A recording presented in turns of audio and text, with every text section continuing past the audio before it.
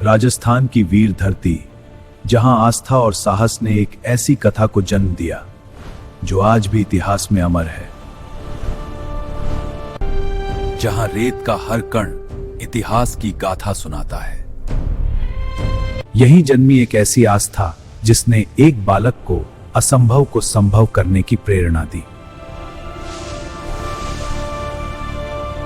और इसी आस्था से शुरू होती है राठौड़ वंश की कुलदेवी नागनेची माता की अद्भुत कथा।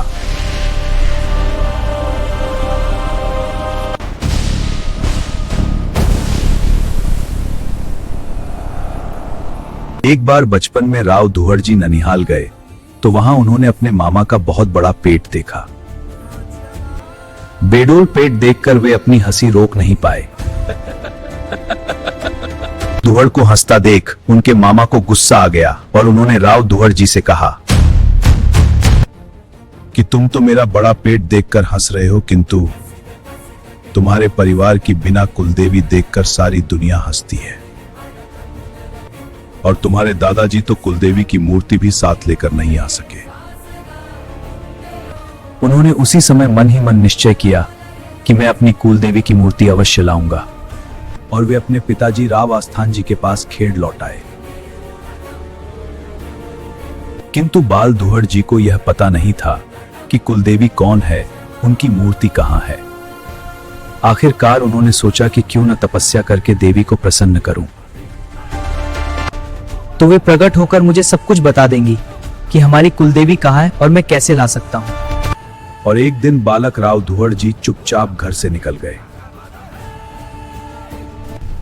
और जंगल में जा पहुंचे और वहां अन्न जल त्याग कर तपस्या करने लगे।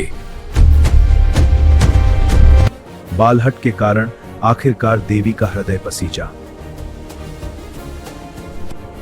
उनकी तपस्या से प्रसन्न होकर देवी प्रकट हुई।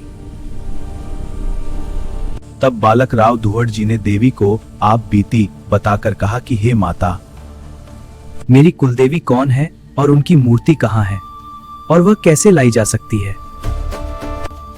देवी ने स्नेह पूर्वक उनसे कहा कि सुन बालक, तुम्हारी कुलदेवी का नाम चक्रेश्वरी है और उनकी मूर्ति कन्नौज में स्थित है। और कहा कि तुम अभी बहुत छोटे हो, बड़े होने पर कन्नौज जा पाओगे।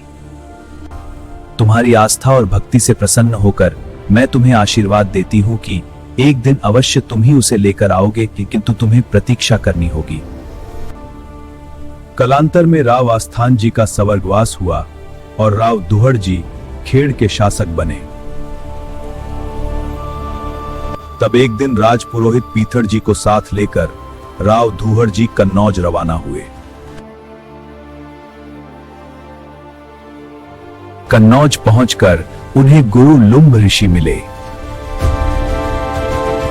उन्होंने उन्हें माता चक्रेश्वरी की मूर्ति के दर्शन कराए और कहा कि यही तुम्हारी कुलदेवी है। जब राव दुहड़ जी कुलदेवी की मूर्ति को विधिवत साथ लेने का उपक्रम करने लगे तो अचानक कुलदेवी की वाणी गूंजी, ठहरो पुत्र, मैं ऐसे तुम्हारे साथ नहीं चलूंगी, मैं पंखिनी के रूप में तुम्हारे साथ चलूंगी। हे मां, मुझे विश्वास कैसे होगा कि आप मेरे साथ चल रही हैं। तब मां कुलदेवी ने कहा, जब तक तुम्हें पंखिनी के रूप में तुम्हारे साथ चलती दिखूं, तुम यह समझना कि तुम्हारी कुलदेवी तुम्हारे साथ है, लेकिन एक बात का ध्यान रहे, बीच में कहीं रुकना मत। राव दुहड़ जी ने कुलदेवी का आदेश मानकर वैसे ही किया। राव दुहड़ जी कन्नौज से रवाना होकर नागाना पर्वत के पास पहुंचते पहुंचते थक चुके थे। तब विश्राम के लिए एक नीम के नीचे तनिक रुके और अत्यधिक थकावट के कारण उन्हें वहां नींदम आ गई।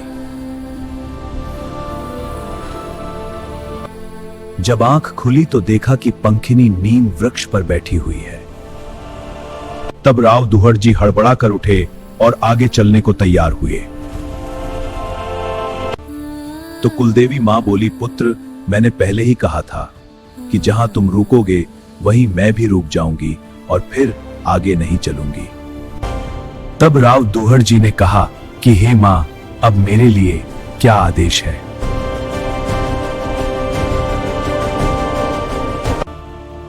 कुलदेवी बोली कि तुम ऐसा करना कि कल सुबह 1 प्रहर दिन चढ़ने से पहले अपना घोड़ा जहां तक संभव हो वहां तक घुमाना।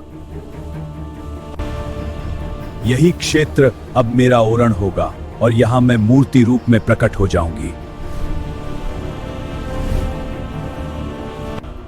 तब राव दुहड़ जी ने पूछा कि हे मां, इस बात का पता कैसे चलेगा कि आप प्रकट हो चुकी हैं? तब कुलदेवी ने कहा कि पर्वत पर जोरदार गर्जना होगी, बिजलियां चमकेंगी और पर्वत से पत्थर दूर दूर तक गिरने लगेंगे। उस समय मैं मूर्ति रूप में प्रकट होऊंगी। अगले दिन सुबह जल्दी उठकर राव दुहड़ जी ने माता के कहे अनुसार अपना घोड़ा चारों दिशाओं में दौड़ाया और वहां के ग्वालिये से कहा कि गायों को रोकने के लिए आवाज मत करना, चुप रहना। तुम्हारी गायें जहां भी जाएंगी मैं वहां से ला कर दूंगा। कुछ ही समय बाद अचानक पर्वत पर जोरदार गर्जना होने लगी, बिजलियां चमकने लगी और ऐसा लगने लगा जैसे प्रलय मचने वाला हो। इसके साथ ही भूमि से कुलदेवी की मूर्ति प्रकट होने लगी। तभी स्वभाववश ग्वालिये के मुंह से गायों को रोकने के लिए हाँक की आवाज निकल गई। देवी का वचन था, वह भला असत्य कैसे होता। राव दुहड़ जी ने होनी को नमस्कार किया और उसी अर्ध प्रकट मूर्ति के लिए सन 1362 ई में मंदिर का निर्माण करवाया। क्योंकि चक्रेश्वरी नागाना गांव में मूर्ति रूप में प्रकटी, अतः वह चारों ओर नागणेची रूप में प्रसिद्ध हुई।